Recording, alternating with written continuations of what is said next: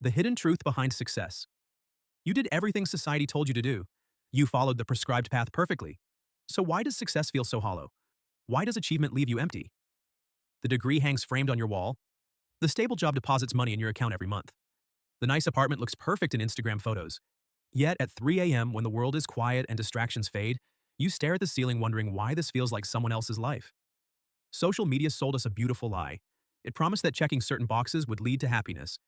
Get the degree, land the job, find the partner, buy the home, follow these steps, and fulfillment will follow. But reality delivered a different outcome. Here's the uncomfortable truth nobody wants to admit. The conventional path to success is often a path to quiet desperation. Life isn't a linear journey with one predetermined route to victory. It's more like an open-world role-playing game with infinite possibilities. In this game, your starting conditions are completely unique.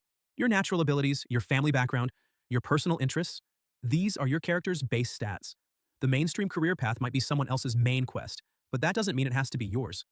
Your most valuable skills might be buried deep in an unconventional skill tree, waiting to be discovered. Consider Sarah's story. By all external measures, she was winning at life. A corporate lawyer with an impressive title and six-figure salary, she had checked every box on the success checklist. Yet every courtroom victory left her strangely empty. Briefs that should have taken 3 hours stretched into 9. The prestige of her position never matched her internal sense of purpose. Then she noticed something telling. Walking past art supply stores gave her an energy boost no professional achievement could match. Working on creative projects made time disappear in ways legal work never did. The prestige she was chasing belonged to someone else's value system. This phenomenon explains why comparison is so toxic. When you scroll through social media seeing highlight reels of other people's lives, you're not seeing the full picture. That perfect vacation photo doesn't show the 80-hour work weeks that funded it. The beautiful home doesn't come with a disclaimer about family money making it possible. The smiling face hides the private anxiety behind the scenes. We compare our behind the scenes with everyone else's highlight reel and wonder why we fall short. There's a simple but powerful exercise you can try tonight. Take out a notebook and write down 3 moments from this past week when you completely lost track of time. Not the moments that looked impressive on the surface, but the ones where you genuinely felt alive. These moments are clues, breadcrumbs leading you toward work and activities that align with your authentic self. Most people ignore these signals because they don't fit conventional definitions of success, but they might be pointing you toward your unique path. This is just the beginning of understanding why conventional success often feels so unsatisfying. In the next part, we'll explore how to determine whether you're living someone else's pre-written story and how to discover the mission that's truly yours. The answers might surprise you because they've been hiding in plain sight all along, waiting for you to notice them. You wake up to another alarm, another day of playing a character that never quite feels like you. The strange ache in your chest isn't failure. It's the dissonance of living a life designed for someone else's strengths, someone else's values. This isn't imposter syndrome. This is deeper. This is template mismatch. The inherited life script. Most of us never consciously chose our goals.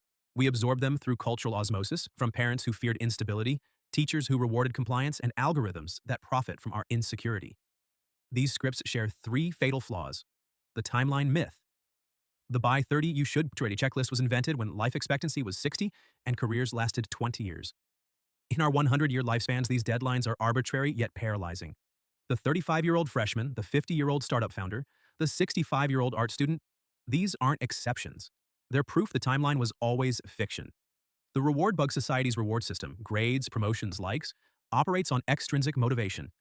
But research on self-determination theory reveals true fulfillment requires autonomy, feeling self-directed, mastery, progress in meaningful skills, purpose, alignment with deeper values. Most traditional paths sacrifice all 3 for hollow validation. The proxy problem.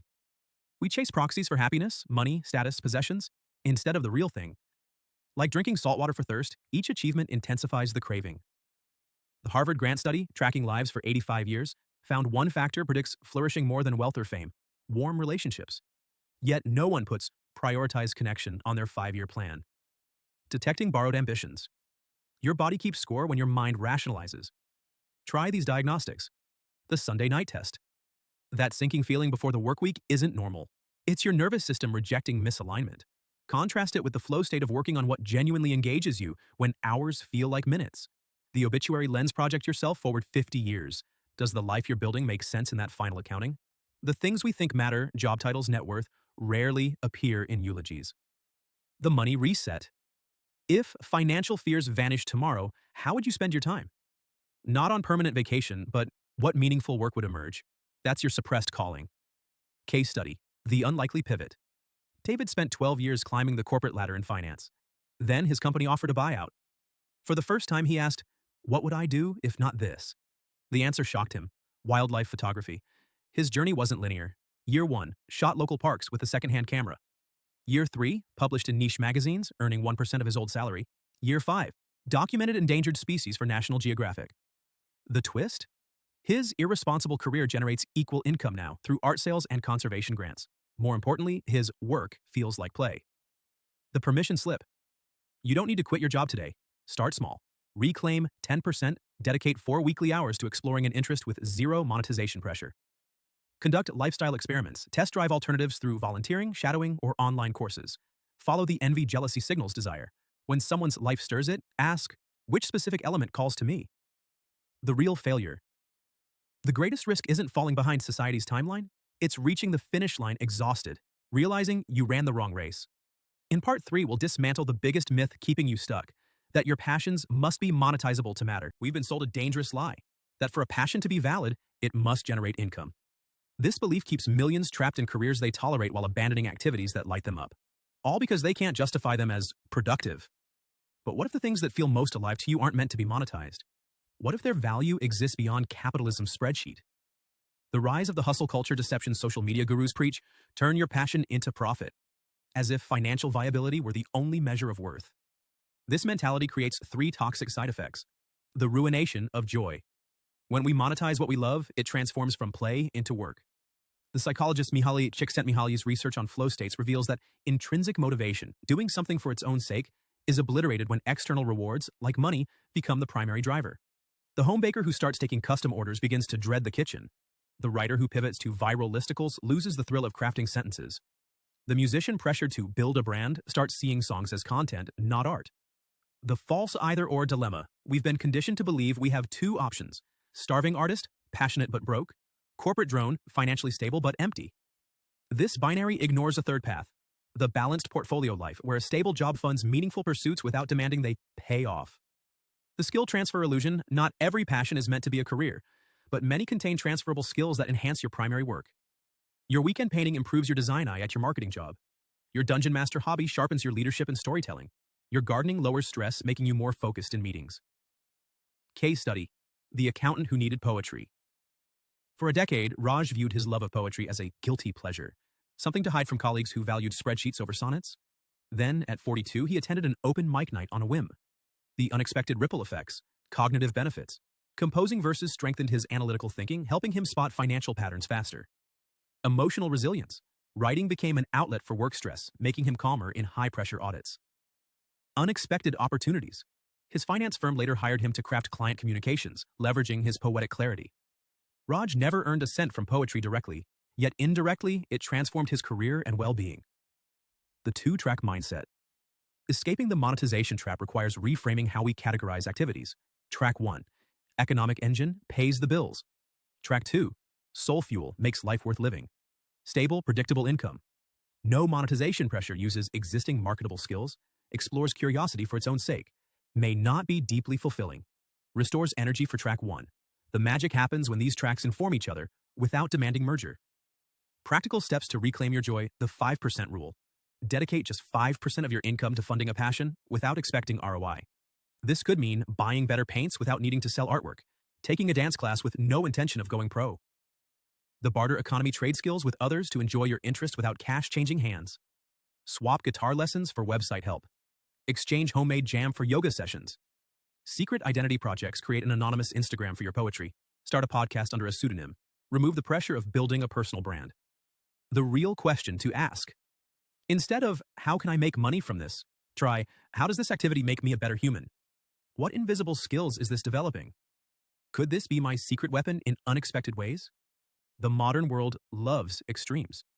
You must either grind relentlessly or drop out completely. You're pressured to monetize every hobby or abandon childish passions for real work. But there's a wiser, more sustainable way: the dual-track life, where practical responsibilities and personal fulfillment don't compete, they collaborate.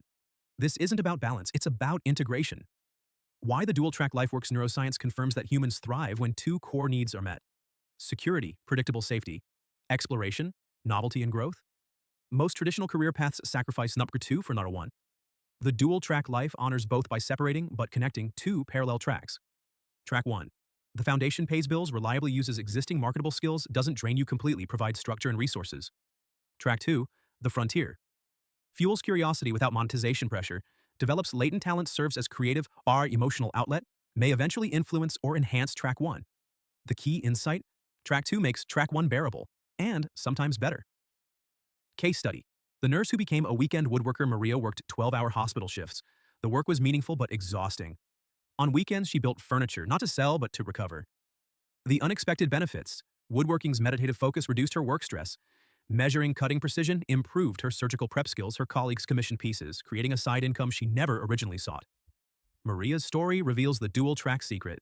When you stop forcing monetization, opportunities often emerge organically. The 4-step dual-track blueprint. 1. Define your non-negotiables. Calculate your baseline financial needs: rent, food, insurance. This determines Track 1's minimum requirements. Example, I need $3,500 a month after taxes. My current marketing job provides this with 45 hours a week. 2. Design your energy budget. Track your time and mental bandwidth for 1 week. Identify high-drain activities, e.g. pointless meetings, high-reward activities, e.g. deep work, creative time. Pro tip, protect 2 to 3 hours daily for Track 2, even if it means trimming low-value Track 1 tasks. 3. Create cross-pollination. Extract skills, knowledge from Track 2 to enhance Track 1. Track 2 activity. Transferable skill to Track 1: improv comedy, public speaking confidence, hiking resilience under pressure, cooking project management, meal prep. 4. Build optionality. Let Track 2 evolve naturally, no forcing. Over time, it may remain a pure hobby, healthy, generate unexpected income.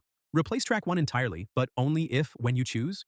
The 3 deadly dual track mistakes. Mistake 1. The perfection trap. My woodworking must be gallery quality before I start. Solution: progress and perfection. Build ugly tables first.